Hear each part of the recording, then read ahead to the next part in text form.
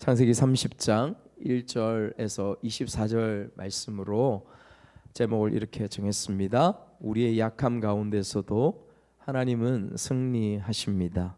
우리의 약함 가운데서도 하나님은 승리하십니다. 여러분, 우리는 지난 시간에 야곱의 인생에서 야곱이 본격적인 광야의 시간으로 들어갔음을 보았습니다. 물리적인 광야의 환경을 걷고 있는 것이 광야가 아니라 실제로 외삼촌 라반의 집에서 20여 년 동안 고생했던 그 시간들이 야곱에게는 하나님이 허락하신 광야의 시간이었음을 우리가 보았습니다. 또 레아의 서러웠던 과거와 현재의 모습을 보았습니다. 하지만 그 레아의 결핍이 여러분 무엇이었습니까? 남편의 사랑을 받지 못하는 그 부분들이 레아의 결핍이고 목마름이었죠. 그것을 하나님께서 불쌍히 보시고 그와 함께 하셔서 4명의 아들을 주셨음을 우리가 말씀을 보았습니다. 여러분, 그 4명의 아들의 이름이 어떻게 될까요? 우리 첫 번째 아들이 르우벤이었습니다. 두 번째가 시므온이었죠. 세 번째가 레위였습니다. 네 번째가 유다였습니다. 그죠? 그 다음부터 오늘 이어지는 이제 말씀이 나오는 거죠. 그런데 오늘 들어가는 말씀을 이제 보면 남편의 극진한 사랑을 받았던 사람은 누구입니까? 라헬이죠. 라헬입니다. 그런데 라헬이 오늘 말씀 첫 부분에 굉장한 히스테리를 남편에게 부리고 있는 부분들을 우리가 읽었습니다. 뭐 때문일까? 뭐 때문일까요? 아들이 없기 때문에 그렇음을 우리가 보게 되어집니다. 언니를 질투하고 시기하면서 엄청난 성질을 내고 있는 부분들을 보게 되어지죠. 우리 1절, 2절 말씀 다시 한번 보면서 큰 소리를 한번 읽어보겠습니다. 라헬이 자기가 야곱에게 아들을 낳지 못함을 보고 그의 언니를 시기하여 야곱에게 이르되 내게 자식을 낳게 하라. 그렇지 아니하면 내가 죽겠노라. 야곱이 라헬에게 성을 내어 이르되 그대를 임신하지 못하게 하시는 이는 하나님이시니 내가 하나님을 대신하겠느냐. 그렇죠. 생명은 하나님께서 주시는 것입니다. 남편에게 이렇게 막 화를 내고 하니까 그렇게 지극히 라헬을 사랑했던 남편 야곱도 화가 나고 뚜껑이 열리는 거죠. 그래서 하는 말이 생명을 주시는 분이 하나님이신데 왜 나한테 그래? 왜 나한테 그래? 나 문제 없다고. 내게 마치 문제 있는 것처럼. 언니 레아봐 4명이나 낳았어. 나 이거 문제 없어. 이렇게 이제 남편이 얘기하는 거죠. 레아는 아들 낳았잖아. 내가 문제 있는 거 아니야? 내가 생물학적으로 문제 있는 거 아니야? 그것을 보여주고 있는 것이죠. 여러분, 지금 라헬의 마음, 이 라헬의 그 처지를 조금 이해할 수 있으면 좋겠는데, 남편의 사랑은 받고 있지만 지금 현재 우리가 살아가고 있는 시대보다 아들에 대한 존재, 그것이 훨씬 더 크게 느껴졌던 그 시대 가운데에서 라헬에게 충분히 그 아들이 없음으로 인하여서 갈급하고 메마르고 목마르고 상처가 되어지는 히스테리를 부릴 수밖에 없는 그러한 모습들 가운데 있음을 충분히 우리가 상상이 가고 또 이해가 가는 부분들 아니겠습니까? 우리 문화와 이스라엘 문화가 참 비슷한 부분이 많다고 했죠. 조선시대 여러분 뭐 영화나 드라마 보시면 똑같죠. 조광지처나 혹은 왕의 아내가 왕비가 아들이 없으면 그를 시기하고 그를 업신여기는 세력들이 항상 일어납니다. 그래서 그의 종을 통하여서건 혹은 그의 시녀를 통하여서라도 아들을 얻고자 하는 그러한 부분들을 우리가 드라마에서 많이 보게 되어지는 것이죠. 지금 라헬이 그렇게 행하고 있는 부분들을 보게 되어지는 것입니다. 우리 3절도 한번 읽어볼까요? 3절. 라헬이 이르되 내 여종 빌라에게로 들어가라.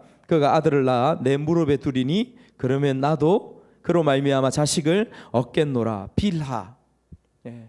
그의 시종 빌하를 남편 야곱에게 주는 것이죠. 우리나라 말로 하면 씨바지로 이렇게 되고 대리모라고 하죠. 그래서 그를 통하여서 내 아들을 얻겠다 하는 라헬의 그 마음, 그것을 우리가 여기서 엿볼 수 있습니다. 그래서 빌하가 그 야곱에게 들어갑니다. 여러분, 야곱이 참 바빴겠어요, 그죠? 굉장히 바빴을 것입니다. 빌하가 아이를 낳습니다. 빌하가 굉장히 빨리 아이를 낳아요. 라헬은 그 아들의 이름에 자신의 한을, 자기의 슬픔을, 고통을 그곳에 담아서 표현합니다. 6절 말씀도 여러분 6절 보십시오. 6절 말씀도 한번 읽어볼까요? 시작. 라헬이 이르되 하나님이 내 억울함을 푸시려고 내 호소를 들으사 내게 아들을 주셨다 하고 이로 말미암아 그의 이름을 단이라 하였다. 단이 무슨 뜻입니까? 억울함을 푸셨다라는 거예요. 하나님께서 내 억울함을 푸셨다. 여러분, 그의 억울함, 그의 메마름, 그의 결핍을 이 아이의 단이라는 이름에 그곳에 담아서 푸는 것이죠. 여러분, 지난 10여 년 동안 결혼하고 나서 라헬에게는 아들이 없었습니다. 그런데 언니 레아에게는, 경쟁 상대인 레아에게는 4명이라는 아들이 줄줄이 쭉 태어났음을 우리가 보았죠. 그것을 보면서 그 기간 동안에 얼마나 큰 상처와 힘듦과 결핍이 있었겠습니까? 빌하에게 다행히 두 번째 아들도 태어납니다. 여러분, 그 두 번째 아들의 이름을 뭐라고 짓습니까?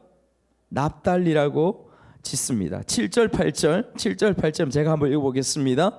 라헬의 시녀 빌하가 다시 임신하여 둘째 아들을 야곱에게 낳음에 라헬이 이르되 내가 언니와 크게 경쟁하여 이겼다 하고 그의 이름을 납달리라 하였다. 그렇게 해요.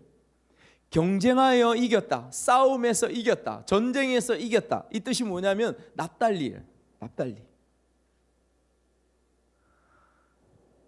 언니와 레아와 엄청난 시기와 질투와, 이게 사실은 시기와 질투 가운데 멈추는 게 아니라 싸움이고 전쟁이죠. 싸움이고 전쟁인 가운데서 내가 그 싸움 가운데서 이겼다, 이렇게 선포하고 있는 것이죠. 그런데 여러분 한번 곰곰이 한번 생각해 보세요. 라헬이 시녀를 통하여 두 아들을 얻은 이 아들을 통하여서 이렇게 선포하고 있습니다. 그런데 여러분 좀 초라하지 않습니까? 그렇게 느껴지지 않습니까? 자기가 낳은 아들도 아니고 시녀를 통해서, 그것도 레아는 조강지처인데다가 어쨌든 사랑을 받지 못했고 4명의 아들을 낳았는데 이렇게 표현하면서 이렇게 기뻐하고 이렇게 하는 부분들이 즐거워하는 것 같은데 뭔가 서글프고 뭔가 초라하고 그런 부분이 있습니다. 그런데 여러분, 경쟁한다는 거, 시기한다는 거, 누군가를 질투한다는 거, 이거 자체가 만약 우리 마음속에 이런 부분들이 있다면 여러분, 우리 그런 마음을 가지고 있는 우리 자체가 하나님 앞에서 초라한 거예요. 우리의 인생, 내 자신의 건강한 자존감, 내 자신의 정체감 가운데에서 그것은 초라한 것입니다. 그것을 알아야 돼요. 여러분, 제가 우리 여기 청소년들이 있는데 청소년들 보면서 키가 요렇게 있다가 요 정도 있다가 점점 자라와서 저하고 비슷하게 되면 항상 제가 가서 어떻게 합니까? 키를 재보죠. 나 일로 와, 옆에서 해가지고 키를 재보고 제가 막 시기하고 질투하고 그런 표현을 막 합니다. 제 마음속에 진짜 시기와 질투의 마음이 크게 있지는 않죠. 지금 나이에요, 그죠? 지금 나이에 얘들을 시기하고 질투해서 뭐 하겠습니까? 그렇지만 소망은 있죠. 조금이라도 더 컸으면 하는 그런 마음이 있죠. 그런데 이것은 시기와 질투가 사실은 아니에요. 뭐 이런 초라함은 그렇게 하면 집사님들이 꼭 한 번씩 옆에서 놀립니다. 목사님이 훨씬 작거든요. 집사님 신은 구두가 훨씬 높거든요. 막 이렇게 하죠. 여러분 이렇게 뭐 핀잔 듣는 거나 초라함들은 얼마든지요 괜찮습니다. 근데 진짜 초라함을 느낄 때가 있습니다. 목사에게 그런 부분들이 있는데 어떨 때일까요? 저는 최근에도 경험하고 쭉 경험해 오는 건데 작은 교회 목사들이 어쩌면 숙명이지 않을까라는 그런 생각도 들어줍니다. 목사님들을 만나요. 또 목사님과 목사님의 사모님들끼리도 같이 만나면서 서로 위로하고 격려하면서 이야기를 나누다 보면 그 교회 상황과 그 교회에 있었던 현실의 시간들을 같이 나누면서 위로도 하고 격려도 하지만은 그거만 있겠습니까? 여러분 또 뭐가 있을까요? 그 교회가 지금 갑자기 막 한 교회, 저 옆에 있는 어떤 교회가 이렇게 좀 힘들어지면서 그 교회에서 한꺼번에 10명이 15명이 교회로 확 이렇게 옮겨왔다, 이런 이야기들을 이제 확 듣죠. 또 여러 가지 복음을 전하고 우리 성도들이 굉장히 열심히 전도하고 복음을 전하여서 한 주에 4명 5명이 등록했다, 이런 이야기를 막 듣죠. 그리고 그 교회의 좋은 부분들, 어떤 시스템들, 어떤 좋은 성도의 그 본이 되는 모습들을 이야기하면서 많이 듣습니다.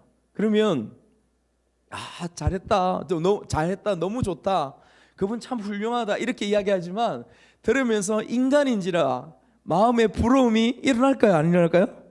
일어나죠. 일어납니다. 근데 그것을 저만 혼자 듣고 있었을까요? 저의 아내가 같이 그 자리에 있어서 그것을 듣습니다. 그러면 돌아옵니다. 집에 돌아오죠.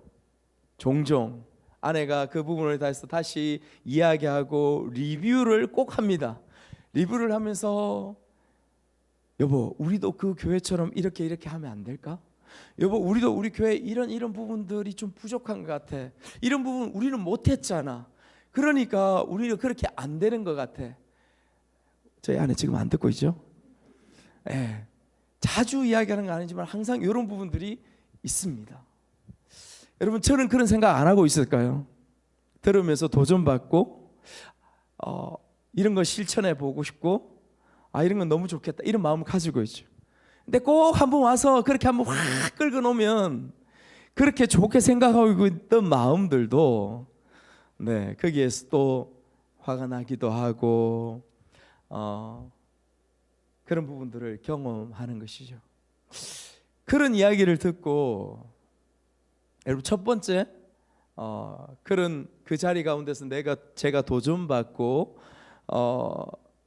부러움의 마음들을 가질 때에 본질은 저의 마음이 좀 작아지고 초라해지는 부분들을 느껴요. 그런데 돌아와서 또다시 그런 부분들을 같이 리뷰하고, 제가 기억 못할까 봐 다시 리뷰하고 이야기해주고 하면 또다시 한번 초라해집니다. 초라해져요. 여러분, 이런 부분들은 우리 작은 교회 목사님들을 만나면 똑같이 누리는 거예요. 말씀드린 것처럼 작은 교회 목사들이 숙명처럼 여러분 경험하는 거예요. 너 교회 몇 명이야? 숫자와 크기, 이 부분에 대해서 늘 의식하고 생각하지 않을 수 없는 그러한 부분들이죠. 여러분, 그럼에도 불구하고 이런 초라함에서 항상 벗어나기 위해서 기도하고 항상 벗어나기 위해서 애쓰는 발버둥 치는 부분들이 저희들 가운데 필요합니다. 본질을 붙잡아야 되는 거죠. 우리에게 허락하신 그 영혼들만이라도 주의 복음과 생명을 그곳에서 전하고 나누고 그것을 살아갈 수 있는 더 중요한 본질, 그것을 붙들어야 함에도 불구하고 그렇지 못한 연약함들이 저의 가운데에 있음을 보게 되는 것이죠. 여러분, 아무튼 어찌되었든 이 경쟁들이, 이 싸움이 라헬의 그 목마름, 그 배고픔, 그 결핍, 그것을 이 빌하를 줌으로 인하여서 다 채워졌는가? 채워지지 않았죠. 그럼에도 불구하고 그는 그것으로 계속해서 채우려고 했던 부분들을 보게 되어지는 거죠. 아마도 여러분 납달리의 이름의 뜻이 무엇이라고요? 내가 싸워서 이겼다, 언니를 이겼다, 이 표현 아니겠습니까? 이름을 그렇게 납달리라고 지었어요. 아마 제가 그렇게 말씀 보면서 상상을 해보았어요. 아마 레아가 지나가거나 레아하고 같이 있을 때 라헬이 어떻게 했을까요? 내가 언니보다 이겼어, 내가 언니한테 이겼어, 이것을 표현하기 위해서 어떻게 했을까요? 저는 그랬을 것 같아요.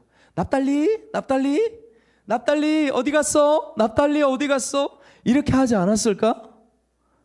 지나친 상상일까요? 왜냐하면 납달리가 무슨 뜻인지 아니까요. 내가 언니한테 이겼어, 내가 언니한테 승리했어, 이 뜻이니까 아마 라헬이 언니 그 납달리를 부르면서 더 크게, 더 적극적으로 그렇게 표현하지 않았을까, 그런 생각도 해보게 되는 것이죠. 그러니 레아는 가만히 있을까요? 첫 번째 가장 먼저 결핍을 경험했던 것은 바로 누구였습니까? 레아였기 때문이죠. 레아하고 싸움이, 본격적인 싸움이 더 시작되는 것이죠. 레아가 자신이 출산이 멈춘 것을 보게 되자 레아에게 또 시녀가 있습니다. 누굴까요? 실바입니다. 실바를 야곱에게 아내로 주어서 아들을 또 얻게 하고자 합니다. 야곱이 참 바빴겠죠. 안 바빴을까요? 야곱이 참 바빴어요. 제가 그런 생각이 들어요. 야곱은 행복했을까? 야곱 행복했을까요? 김창원 집사님, 야곱 행복했을까요? 네, 한 여자도 감당하기 힘듭니다, 우리는. 네, 근데 내 여자나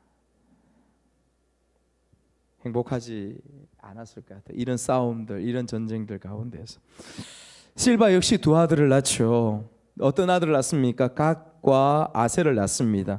9절에서 13절 말씀도 우리 같이 한번 한 목소리로 읽어볼까요? 9절에서 13절 시작. 레아가 자기의 출산이 멈춤을 보고 그의 시녀 실바를 데려다가 야곱에게 주어 아내로 삼게 하였더니 레아의 시녀 실바가 야곱에게서 아들을 낳음에 레아가 이르되 복되도다 하고 그의 이름을 가실하였으며 레아의 시녀 실바가 둘째 아들을 야곱에게 낳음에 레아가 이르되 기쁘도다, 모든 딸들이 나를 기쁜 자라 하리로다 하고 그 이름을 아셀이라 하더라. 갓 복되다, 내가 진짜 복되다. 레아가 이렇게 고백하는 거예요. 내 여종을 주었는데 그도 두 아들을 얻었으니 내가 복되다. 아셀, 기쁜 자라고 하는 것이죠. 그런데 기쁜 자라고 하면서 레아가 표현하는 이 표현, 성경의 이 표현들이 의도를 담고 굉장히 재미있는 표현들을 씁니다. 모든 딸들이 나를 기쁜 자라 하리라, 이렇게 표현하죠. 모든 딸들이 나를 기쁜 자라 하리라. 여러분, 이 표현은 어떤 표현일까요? 라헬을 자극하는 표현이에요. 여러분, 라헬은 내가 경쟁에서 이겼다, 내가 경쟁에 싸워서 이겼다, 그거는 지만 자기 자신만 그렇게 생각하고 그렇게 선포하는 것이죠. 그러면 레아는 여기서 더 나아갑니다. 니는 니만 그렇게 생각하고 니만 그렇게 말하지? 아니야, 나는 아셀, 기쁜 자인데 모든 딸들이, 이 땅의 모든 주위의 여인들이 나를 기쁜 자라고 그렇게 얘기해 라고 그렇게 이야기하는 거예요. 무슨 말이에요? 객관적으로, 너는 주관적으로 이야기하지만 나는 객관적으로 복되고 나는 기쁜 여인이라고 사람들이 다 그렇게 이야기해. 여러분, 무엇을 이야기합니까? 얼마나 치열한 싸움, 이거는 뭐 형제고 뭐 이런 게 없는 것이죠.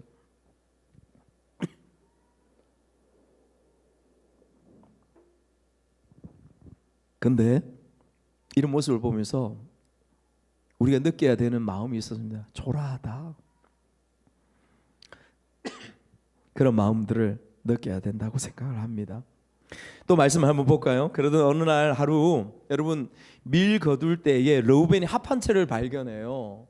합한 채 발음이 좀 어려운데, 여러분, 그 합한 채를 그것을 캐서 가지고 르우벤이 들에서 가지고 옵니다. 여러분, 합한 채가 무엇일까요?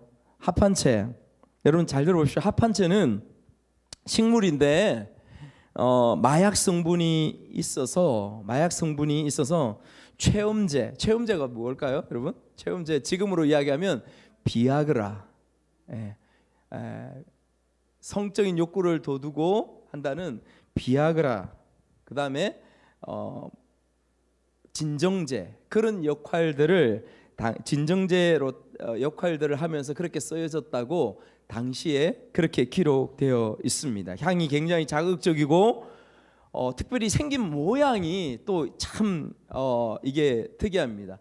위에는 풀인데, 사진 한번 제가 준비했을 텐데, 위에는 풀인데 밑에는 이 풀이에요. 꽃이 이렇게 피는데 열매도 저렇게 맺고요. 뿌리를 보죠. 뿌리를 보면 엄마, 뿌리가 안 나옵니까? 사진 요거밖에 없어요?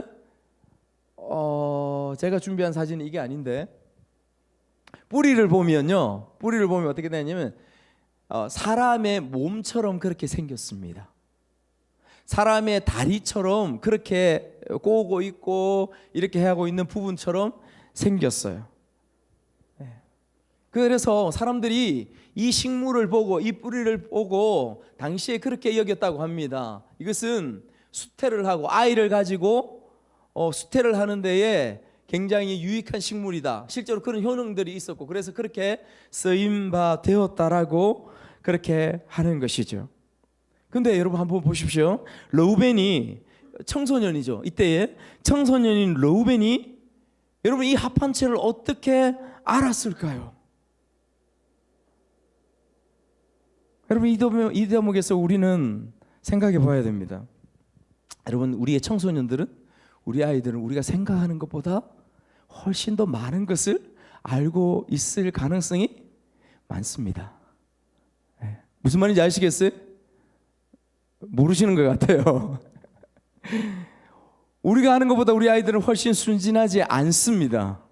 결코 순진하지 않죠. 엄마 레아에게 갖다 줍니다. 더 많은 아들을 낳으라고. 14절 말씀도 볼까요?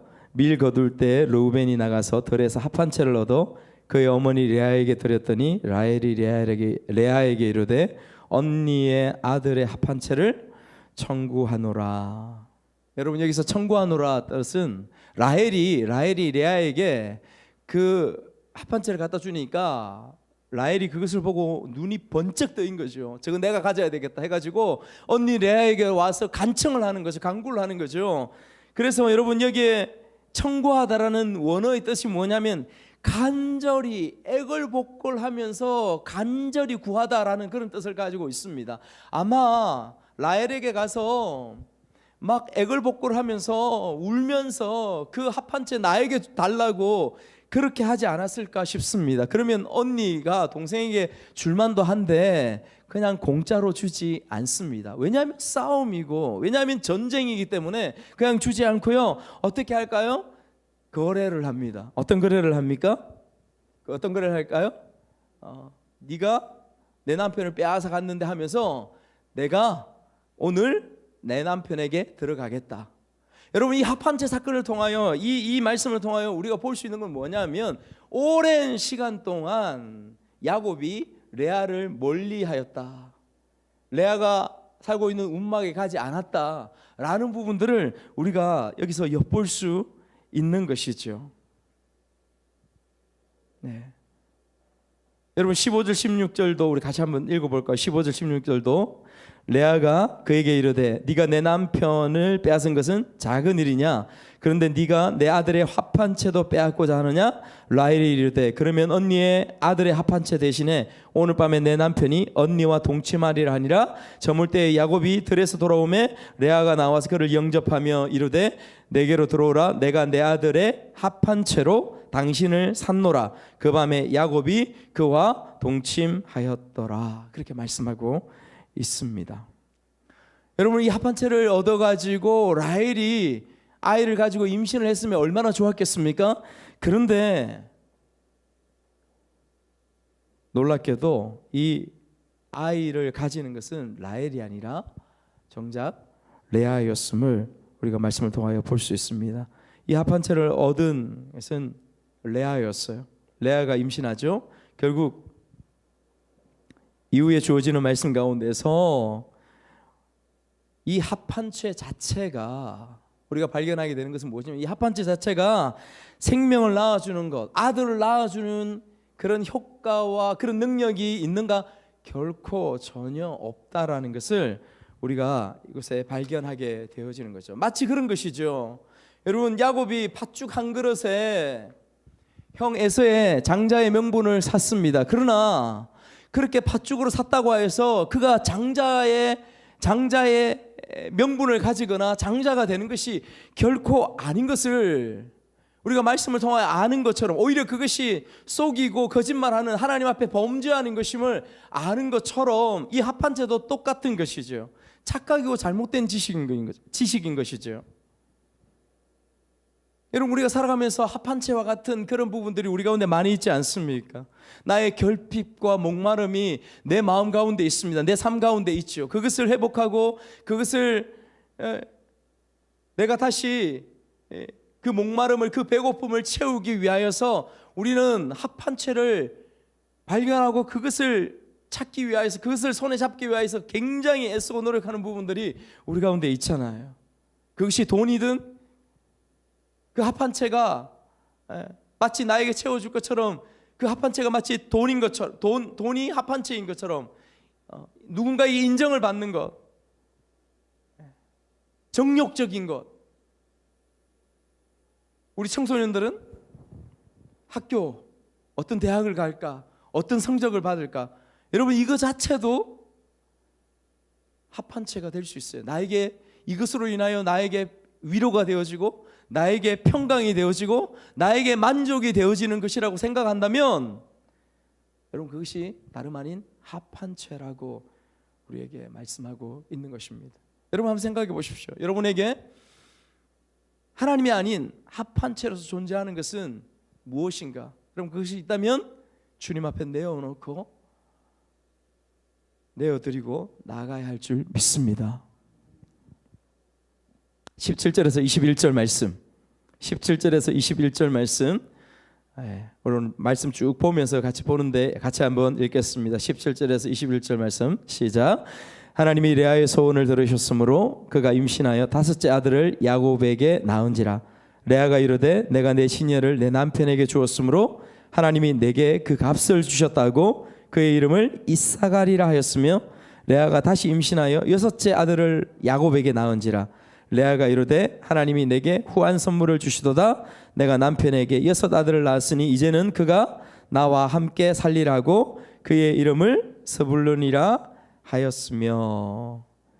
21절 그 후에 그가 딸을 낳고 그의 이름을 디나라 하였더라. 이사갈 값을 주셨다. 하나님께서 나에게 값을 주셨다. 스불론, 나와 함께 이제는 나의 남편이 나와 함께 거주하리라, 나와 함께 살리라. 스불론이라는 이름을 짓습니다. 그리고 마지막에 또 완벽하게 딸까지, 디나까지. 그래서 레아는 여러분 앞에 4명의 아들과 뒤에 2명의 하나님 태를 여셔서 2명의 아들을 널금하게 다시 주셨습니다.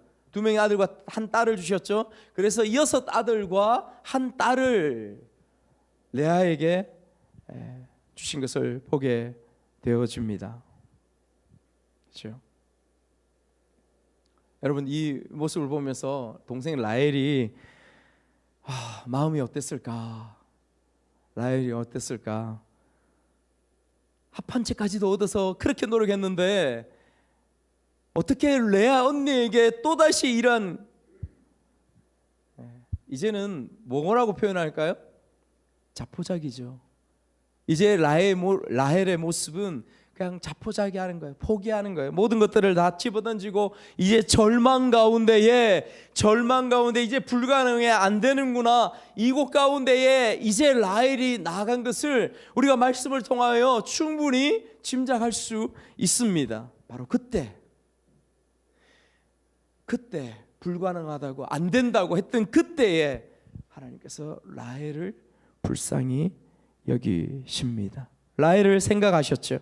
마치 레아를 생각하신 것처럼 여러분 창세기 29장 앞부분에 29장 31절을 보면 여호와께서 레아를 사랑받지 못함을 보시고 말씀하시고 33절에도 여호와께서 내가 사랑받지 못함을 들으셨으므로 했던 것처럼 똑같이 동생 라헬에게도 하나님께서 찾아오셔서 그가 포기됐을 때, 절망했을 때에, 그때에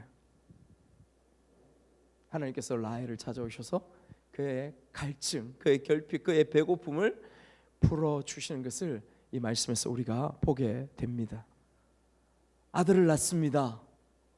이름이 누구예요? 요셉입니다.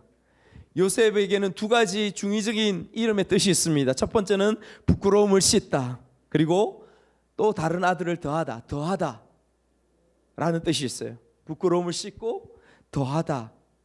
22절에서 24절 우리 마지막으로 한 번 더 읽도록 하겠습니다. 22절부터 24절 시작. 하나님이 라헬을 생각하신지라 하나님이 그의 소원을 들으시고 그의 태를 이으셨으므로 그가 임신하여 아들을 낳고 이르되 하나님이 내 부끄러움을 씻으셨도다 하고 그 이름을 요셉이라니 여호와는 다시 다른 아들을 내게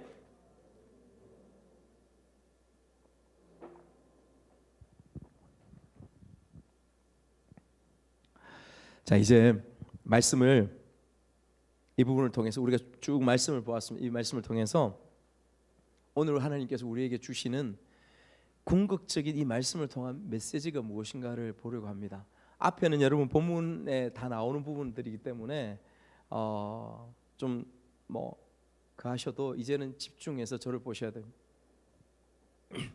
하나님 도대체 이 말씀을 통하여서 오늘 나에게 우리에게 어떤 메시지를 주시는가? 레아의 결핍과 배고픔을 채워주시는 분은 누구셨습니까? 하나님이셨습니다. 그 약함과 분노와 배고픔 그것을 궁극적으로 해결하시는 분은 하나님이셨습니다. 라헬도 똑같이 마찬가지였었어요. 그죠? 절망했을 때, 자포자기했을 때 하나님께서 채우신 분, 하나님께서 라헬을 일으키시고 살게 하시고 다시 정상적인 그 인생 가운데에 서게 하신 분은 하나님이셨음을 여러분 우리가 이 말씀을 통하여 가장 먼저 우리 가운데 확신해야 합니다. 이 확신 가운데 우리가 비로소 하나님을 우리 가운데에 살아있는 소망을 붙들 수 있는 것이죠. 나에게 소망이 있습니다. 나에게 기도의 제목이 있습니다. 내가 간절히 바라는 것이 있습니다. 하나님이 뜻 안에서 이루어지기를 원합니다. 확신 가운데 기도하며 기다릴 수 있는 이유가 바로 이 말씀 가운데 있음을 우리가 먼저 보아야 합니다. 왜냐하면 하나님은 긍휼을 베푸시고 궁극적으로 우리의 문제, 나의 문제를 해결하시는 분이 하나님이심을 성경 전체에서 우리에게 선언하시고 말씀하시기 때문에 그렇습니다. 그런데 여러분 여기서만 우리의 영적인 시선이 여기까지만 나아가서 머물면 안 되는 거예요. 로마서 8장 28절의 말씀을 여러분 기억하실 것입니다. 그 말씀에서 이렇게 말씀하시죠. 하나님이 사랑하시는 자에게는 모든 것이 합력하여 어떻게 하신다고요? 선을 이루어 주신다. 그분이 하나님이시다. 그렇게 말씀하세요. 하나님이 선택하신 자, 하나님이 사랑하시는 자, 오늘 우리에게 하나님은 당신의 선을 이루어 주십니다. 근데 여러분 여기에서 선을 이루어 주신다. 이 선은 누구의 선일까요? 나의 선일까요? 여러분들의 선일까요? 아닙니다. 누구의 선일까요? 하나님의 선인 것을 말씀하고 있는 것이죠. 하나님의 선을 이루신다, 하나님의 뜻을 이루신다 라는 부분들을 선명하게 말씀하고 있습니다.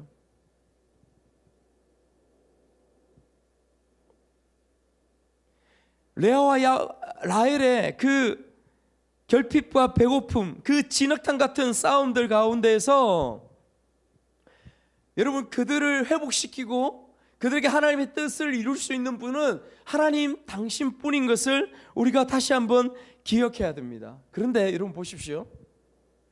우리가 보았던 것처럼 레아와 라헬이 그러한 은혜와 그러한 은총을 받기에 합당한 삶을 살았느냐, 그러한 모습들 가운데 있었느냐, 그렇지 않았음을 우리가 봅니다. 정말 초라하기 짝이 없는 그러한 부분들 가운데 있었음을 우리가 보게 되어지는 것이죠. 어떤 거룩함이나 구별됨이나 하나님의 이름을 부르지만은 그러한 모습들을 하나도 찾아볼 수 없음을 보게 되어지죠. 그런데 이 초라하고 부끄러운 모습들이 그들 대에만 있었던 것이 아니라 그것을 바라보았던, 그렇게 태어났던 그 자녀들이 그 엄마, 그 부모의 모습들을 그대로 닮아갑니다. 여러분, 대를 이어서 그들의 모습들이, 부끄러운 모습들이 그들의 자녀들 가운데에 흘러가는 부분들을 우리가 볼 수 있지 않습니까? 큰아들 러우벤부터 막내 베냐민까지. 여러분, 러우벤은 어떤 짓을 해요? 러우벤은 나중에, 우리가 뒤에 살펴보겠지만, 러우벤은 나중에 아버지 야곱의 첩, 그러니까 라헬의 시녀로 주었던 빌하를 범하게 되어집니다. 아버지의 아내를 이 큰아들 러우벤이 범하게 되어져요. 이런 호루 자식이 어디 있어요? 이런 나쁜 자식이 어디 있어요? 뿐만이겠습니까? 여러분, 이 아들들을 통하여서 나중에 세겜에서 수많은 사람들을 살육해버립니다. 부끄러움과 두려움과 공포 가운데서 도망할 수밖에 없었던 부분들을 우리가 말씀을 통하여 앞으로도 보게 되길 것인데, 그러한 냄새나는 부분들, 추함의 냄새나는 부분들, 결코 거룩하지 않는 그러한 부분들을 우리가 볼 수 있는 것이죠.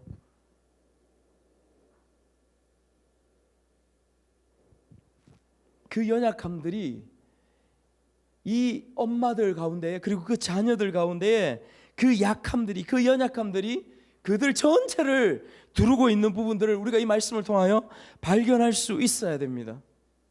그런데 여러분, 놀랍죠? 하나님은 하나님의 선을 이끌어 가시고 그들을 통하여 그들의 삶 가운데서 선을 이끌어 내시는 것이 정말 놀랍지 않습니까? 이러한 삶들 가운데서도 이들의 12명을 통하여서 하나님께서 하나님의 선을 어떻게 이루어 가십니까? 여러분, 야곱이 이스라엘이라는 이름으로 변화되면서 이스라엘 나라 민족의 실제적인 조상이 되어지죠. 그러면서 그 이스라엘 나라를 이루는 12지파가 누가 되어집니까? 러우벤부터 베냐민까지 12명이 한 지파가 되어져서 이스라엘이라는 구원을 이루기 위하여 선민으로 세웠던 그 민족의 지도자들이 다 되어지는 것을 우리가 성경을 통하여 보지 않습니까? 당연하지 않습니다.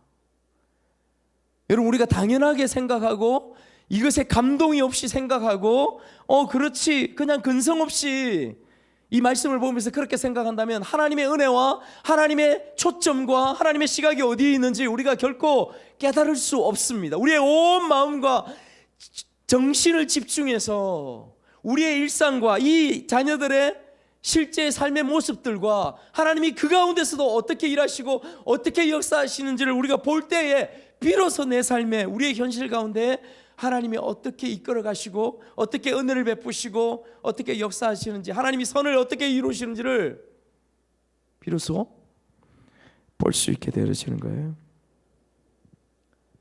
심지어 여러분 보십시오. 하나님의 선을 어떻게 이루어 가십니까?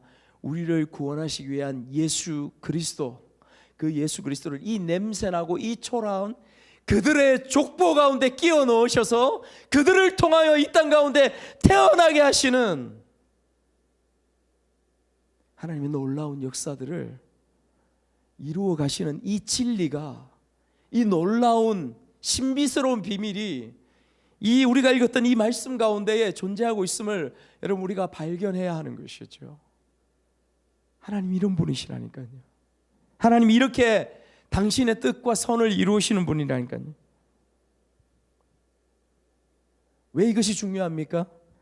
우리의 삶에, 우리의 시간들에 낙심하고 절망하지 말아야 할 이유가 바로 여러분 여기에 있는 것이죠. 그들처럼 르우벤, 시몬, 레위, 유다, 그들처럼 실수투성이고 부족하고, 여러분 이러한 모습들을 누구에게서 발견하냐? 바로 저에게서 발견하는 거예요. 그 약함과 그 모자람들이 저에게서 발견합니다.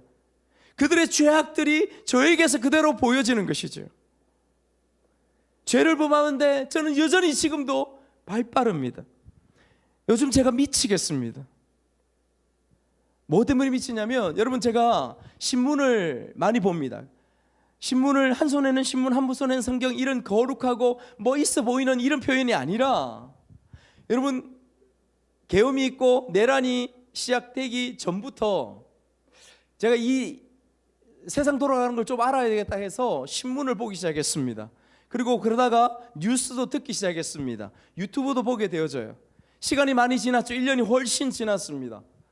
점점 저의 삶에 많은 시간들을 파고드는 것은 무엇이냐면 신문을 보는 거예요. 방송을 보는 거예요. 물론 공영방송을 봅니다. 그런데 어느 순간 하나님께서 반복해서 저에게 물으시는 것이, 너는 네가 눈으로 보는 그 세상의 신문과 이런 방송과 이런 부분들보다 이런 부분들을 나의 말씀을 찾고 묵상하는 것보다 훨씬 좋아하는구나. 하나님 저에게 저의 마음속에 물으세요. 제가 노력하죠. 몇 번이나 노력했습니다. 계획을 짰습니다. 하루를 어떻게 보내고 시간을 어떻게 쓰고 이것에 내가 하루에 얼마 시간만 쓰겠다. 안 돼요. 안 돼요. 저 자신도 모르게 이미 중독이 되어져 버려가지고 그것을 클릭하고 있는 저 자신의 모습들을 보게 되는 것이죠. 한 번 신문을 읽기 시작하면 그 지면에 나와 있는 모든 신문들에 나와 있는 부분들을 또 다 읽어요. 그러다가 지치면 말씀은 없습니다. 성경만 그럴까요? 읽던 책들도 책을 읽지 않아요. 책을 읽지 않아요. 아무리 노력해도 이게 잘 되지 않아요. 지난주에도 그것을 끊임없이 반복해서 저희 가운데에 절망으로 경험하면서 나에게 의지박약인가? 내가 할 수 있는 것이 없는가? 절망하는 마음들이 또 찾아오는 것이죠. 그럼에도 불구하고 포기할 수 없는 이유, 하나님이 어떤 분이고 하나님이 어떻게 일하시는지 그것을 이 말씀 가운데서 또 보게 하시고 발견케 하시는 것이죠. 여러분 잘 보십시오. 하나님은 이 약함의 중심을 깨뚫고 선을 이루시는 것을 기억하십시오. 오늘 제목처럼 이것이 정말 중요합니다. 여기에 우리의 약함 가운데서 하나님은 당신의 선을 이루시고 당신의 뜻을 이루신다. 여기에 우리의 안정과 평안함이 있는 것을 기억하십시오. 왜냐하면 우리가 아무리 부족해도 하나님은 나에 대한 구원, 나에 대한 선택, 나에 대한 사랑을 결코 흔들리지 않으신다라고 성경은 우리에게 선명하게 말씀해 주시기 때문에 그렇습니다. 여러분 이것이 무엇이에요? 구원입니다. 이것이 성경이 말하는 거듭남의 역사입니다. 아멘. 아멘. 그래서 우리 모두는 주님께로 부르심을 받아서 복음 안에 말씀 안에 있으면 우리는 그 구원이 흔들리지 않습니다. 그런데 여러분 마지막 잘 들으십시오. 우리의 삶에 결코 간과하지 않아야 될 진리가 동시에 하나가 더 있습니다. 그것을 우리는 잊어버리고 살아갈 때가 실제 우리 삶에서 너무너무 많습니다. 그것은 무엇이냐면 하나님의 지극히 예리한 사랑은 우리의 연약함이 내 삶에 합리화되지 못하도록, 내 삶에 나의 연약함이 합리화되어서 그렇게 내버려 놓지 않도록 하시는 것이 하나님의 역사임을 기억해야 됩니다. 말이 좀 어려운데 나의 연약함이 있습니다. 나의 부족함이 있죠. 이 열두 아들들의 부족함이 있죠. 이 부족함들, 하나님의 선과 하나님의 아름다움을 드러낼 수 있는 부분들이 별로 없어요. 그런데 그 삶 가운데 하나님께 그들의 삶 가운데 그대로 내버려 두십니까? 내버려 두십니까? 결코 그렇지 않으시는 거예요. 그 이유는 무엇입니까? 하나님의 예리한 사랑이라는 것을 여러분 우리가 기억해야 됩니다. 참 아버지는 그 아들이 비뚤어져 가고 그 아들이 잘못된 길로 갈 때 그냥 내버려 두지 않죠. 유기하지 않습니다. 그들을 혼내서라도, 회초리를 들어서라도 바른 길로 가르치고 인도하는 것이 참 아버지라면 하나님께서 참 아버지로서 우리 가운데 그렇게 계신 것을 기억하셔야 됩니다. 여러분 여기에 무엇이 있습니까? 우리의 긴장감이 있고 긴장감이 있어야 합니다. 그래서 그리스도인의 걸음과 인생과 삶이라는 것은 무엇이냐면 하나님께서 주시는 안정감, 구원에 대한 그 흔들리지 않는 안정감과 하나님이 내 삶에 나를 훈계하시고 나를 가르치시고 나를 광야로 서게 하실 그 긴장감 가운데서 늘 살아가는 존재, 그 가운데서 살아가는 존재가 바로 누구의 삶이냐? 그리스도인의 삶이라고 성경이 우리에게 가르쳐 주시는 것이에요. 여러분, 이 긴장감이 뭐예요? 바로 다른 말로 표현하면 거룩이라는 거예요. 성화라는 거예요. 주님은 우리에게 값싼 구원을 살라고 말씀하지 않으십니다. 무슨 말인지 아시겠습니까? 하나님께서 한번 부르셔서 우리를 선택받았습니다. 마치 십자가 옆에 달린 그 구원받은 강도처럼 하나님이 우리의 인생 가운데서, 우리의 삶 가운데서 값싼 구원으로 살라고 말씀하지 않으세요. 남은 부르심을 받았다면 우리의 삶 가운데서 성화를 이루어가라고, 거룩을 이루어가라고, 거룩의 삶을 살라고 그렇게 말씀하시는 성경의 분명한 음성들. 여러분, 모든 서신들의 반은 이렇게 살아라, 이렇게 살아라, 이렇게 살아라 말씀하심이 왜 그렇게 강조할까요? 바로 이 이유 때문에 그렇습니다. 구원과 거룩을 살아내는 것, 여러분, 이것이 저와 여러분들의 인생이요 삶인 것을 오늘 말씀을 통하여서 우리에게 선포하시는 주님의 음성임을 듣고, 여러분 안정과 그 긴장 가운데서 우리가 열심히 주님 앞에 걸어가는 우리 일주일 또 우리 인생이 되시기를 주님의 이름으로 축복합니다. 우리 같이